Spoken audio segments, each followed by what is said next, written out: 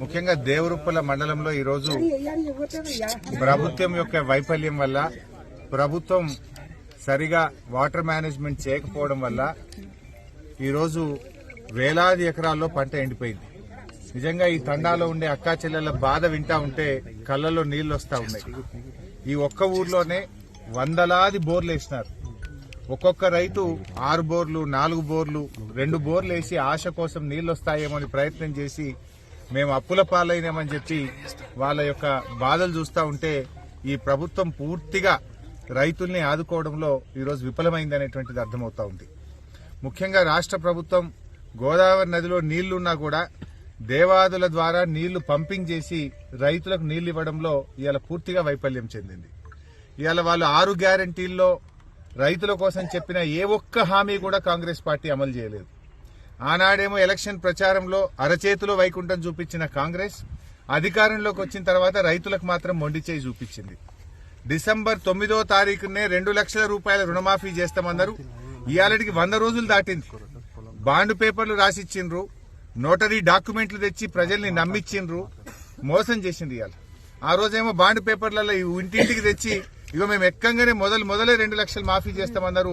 ఇవాళ 100 రోజులు దాటినా ₹1 రుణమాఫీ చేసిన పరిస్థితి లేదు, ఒక అడుగు ముందుకు పడ్డ పరిస్థితి లేదు. ఇగో మేముండగా మరి 10,000 రూపాయలు ఆ రోజు రైతు బంధు ఇస్తే ఇగో మేము వస్తే 15,000 రైతు బంధు ఇస్తామని చెప్పి నమ్మబలికిండ్రు. కానీ ఇలా 15,000 దేవుడమో ఎరుగు గాని ఇచ్చే 10,000 కూడా ఈ రోజు బంద్ అయిపోయినటువంటి పరిస్థితి. ఇగో ఈ లక్ష్మిని అడిగినా, సత్యమ్మని అడిగినా, నరసింహాని అడిగినా, ఈడ ఎవరిని అడిగినా మాకు రైతు బంధు రాలేదు అని చెప్పి ఇవాళ వాళ్ళు చెప్తా ఉన్నారు. అంటే ప్రభుత్వం కనీసం ఇచ్చే 10,000 రూపాయలు కూడా రైతు బంధు ఇవ్వలేదు. ఒకవైపు రైతు బంధు రాలేదు, ఇంకొక వైపు నీళ్లు వస్తలేవు, కొత్తగా బోర్లు వేసి ఇలా రైతులందరూ అప్పుల పాలైనటువంటి పరిస్థితి ఉంది.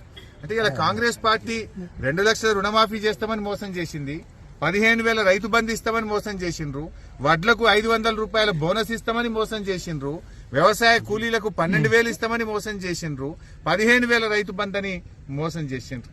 కౌలు రైతులకు కూడా మేము రైతు బంధు ఇస్తామన్నారు, వాళ్ళను కూడా మోసం చేసిండ్రు. అంటే కాంగ్రెస్ పార్టీ 100 రోజుల్లో అమలు చేస్తామన్న 6 గ్యారంటీల్లో పెట్టిన ఏ ఒక్క హామీ కూడా రైతుల విషయంలో అమలు చేయకుండా ఈ హస్తం పార్టీ రైతులకు మొండి చేయి చూపించిందనేది మాత్రం ఇవాళ స్పష్టమైతా ఉంది.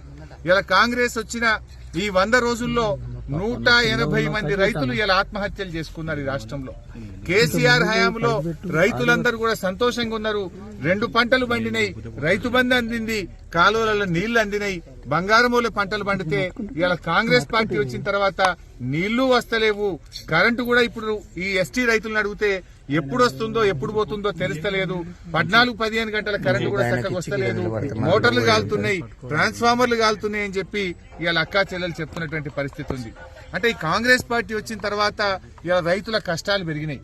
కేసీఆర్ రైతు బిడ్డ గనక ఆయన ప్రతి నిమిషం రైతుల కోసం దండలాడిండు.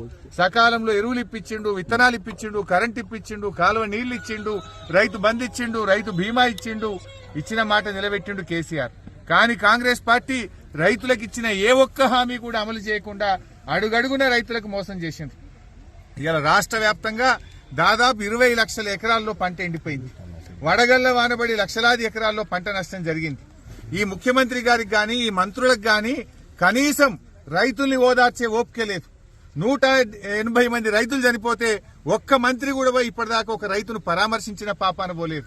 ముఖ్యమంత్రి ఏమో ప్రతిపక్ష నాయకుల ఇళ్లకు పోయి పార్టీలకు తెచ్చుకున్నానికి ఆయనకు టైం దొరుకుతా ఉంది.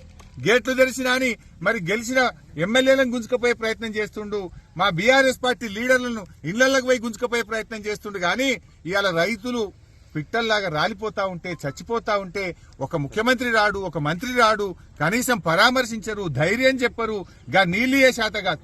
నేను మొన్న ఎప్పుడో చెప్పినా, మేం గేట్లు తెరిస్తే అందరు మా పార్టీలో చేస్తారు. నువ్వు తెరవాల్సింది గేట్లు రాజకీయ పార్టీల కోసం కాదు, ప్రాజెక్టుల గేట్లు తెరువు, రైతుల పొలాలు కాపాడు, రైతులకు నీళ్లు ముఖ్యమంత్రి అంటే ఆయన చీమ గుట్టినట్టు కూడా లేదు. ఆయన నీళ్లిచ్చి ఇలా పంటలు కాపాడాలి. ఇలా ఈ ప్రభుత్వం తక్షణమే స్పందించి రైతులకు ఎకరానికి 25,000 రూపాయల నష్టపరిహారం ఇవ్వాలి. ఎక్కడైతే ప్రభుత్వ వైఫల్యం వల్ల, ప్రభుత్వమే పట్టించుకోకపోవడం వల్ల రైతులకు నష్టం జరిగిందో ఎకరానికి 25,000 రూపాయలు ఇచ్చి రైతుల్ని కాపాడాలి. తక్షణమే ప్రభుత్వం స్పందించాలి.